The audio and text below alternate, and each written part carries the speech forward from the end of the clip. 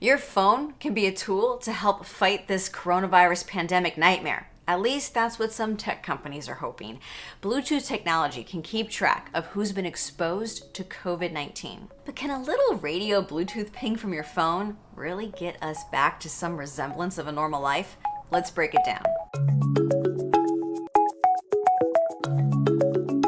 So everything I'm talking about here is a high-tech version of a low-tech classic pandemic fighting tool called contact tracing. If someone's infected with COVID-19, a public health official will want to get in touch with everyone that person may have been in contact with over the past 2 weeks. That way you can test them, warn them, make sure they don't infect others.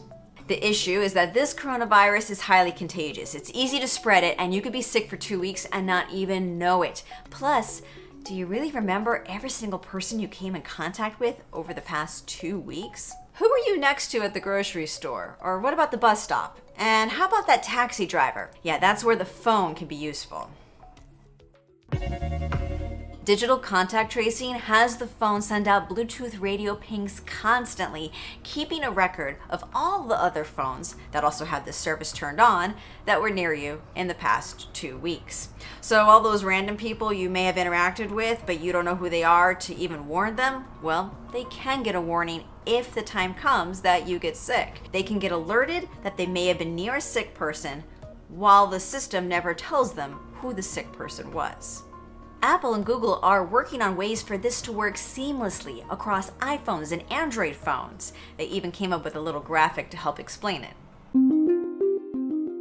Alice and Bob meet and talk for 10 minutes. Their phones are exchanging little anonymous pings, and the phones keep a record of it on the device.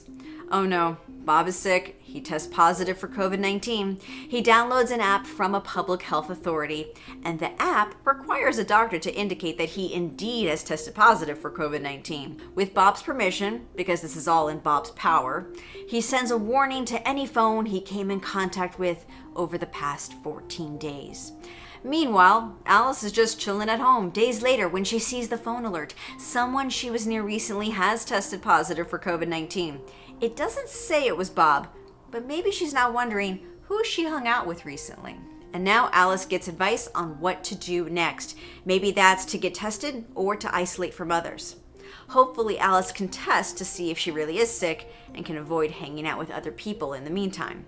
So while this sounds really good, this is all new territory, and there are a lot of things that have to happen for this to actually make a difference. First off, you need to have people trust it to even use it because it's all voluntary. It is opt-in. And so tech companies are coming out with promises that it will be completely private. No ID is tied to you. No GPS location is recorded because you have to feel safe and secure with it to even want to use it. But let's go back to Alice and Bob for a second. If Alice was in isolation for weeks and the only person she hung out with was Bob and then she gets that alert, yeah, she knows Bob's the one that got sick, but hopefully Bob would have been a good enough friend and told her regardless.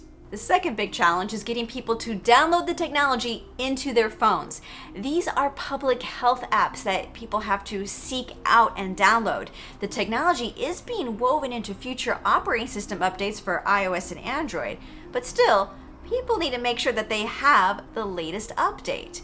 Apple and Google are working on getting this to as many phones as possible. But it's not good enough just to have the app on your phone. People need to be using it actively. For this to really be effective, experts are saying you need to have at least half the population using it. And it also means both Alice and Bob need to have opted in to having their phones ping all day long. So you have to assume they didn't turn Bluetooth off to save battery when they went to the store. And when a person does get sick, they have to voluntarily report that they are sick. Participation is required. Now, to prevent abuse and trolls, they're going to make these apps require that a doctor or public health official is the one who checks that little box that says, yes, this person did indeed test positive for COVID-19. But even then, the person who owns the app has to still take the step to share that information. There's a lot of steps here. And then there's the issue of how well all of this will work when Bluetooth can have its wonky moments. For two phones to say that they were near each other, how long do you have to be next to each other? And exactly what is that distance? The idea being floated around is that two phones would need to be close to each other for a period of, say, 10 minutes. Right now, devices can tell if people are near or far, depending if that connection signal is strong or weak. Of course, you don't need to be hanging out with someone for 5 or 10 minutes to get sick. It could be a quick event if two people aren't careful. And what if you were next to someone, but the system assumed you were farther away because the Bluetooth signal was weak? Maybe it was obscured by something. So don't expect this to be perfect in every aspect or accurate in every instance. But you know what? Humans aren't exactly perfect either. Research by the University of Oxford found that humans take 72 hours to do this manually.